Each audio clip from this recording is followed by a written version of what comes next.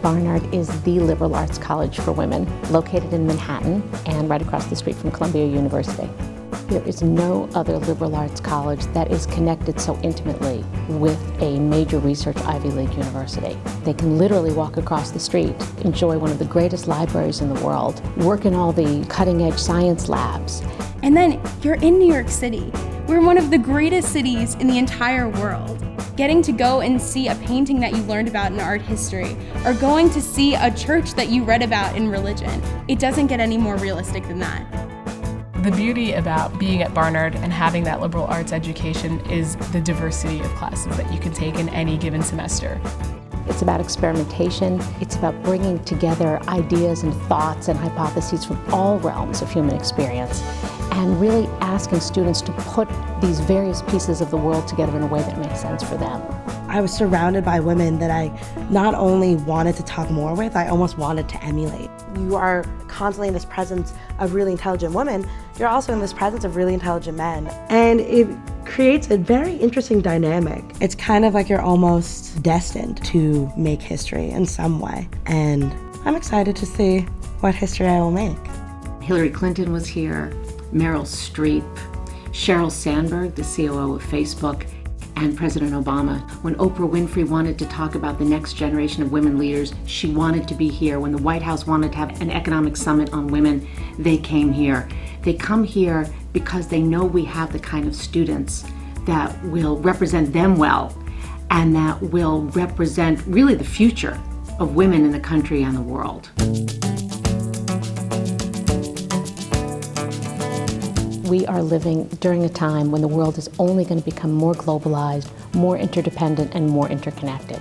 And women are not only 50% of the population of this world, they're a critical 50%.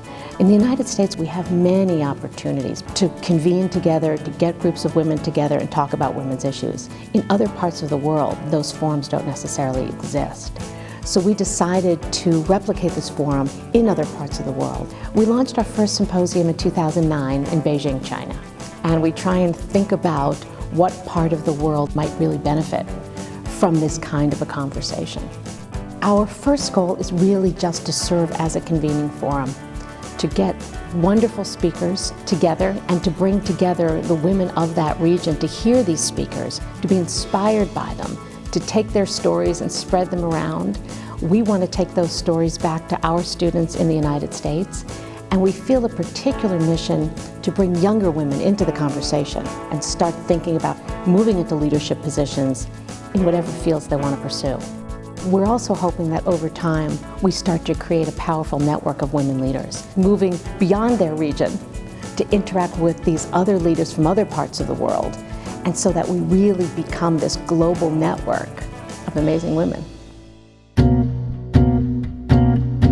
We need to make sure that all of our students, regardless of where they're from, understand this global economy, have connections to it, have friends from other parts of it, know other languages, really feel plugged into this world that they will become citizens of. Because we believe in creating women leaders, we have a responsibility to make sure that we're teaching not just American students, but students from around the world. By immersing international students in the life of Barnard and Columbia and New York City, we're really hoping that these students become, over the course of their own lives, ambassadors back to their countries, their regions, their parts of the planet.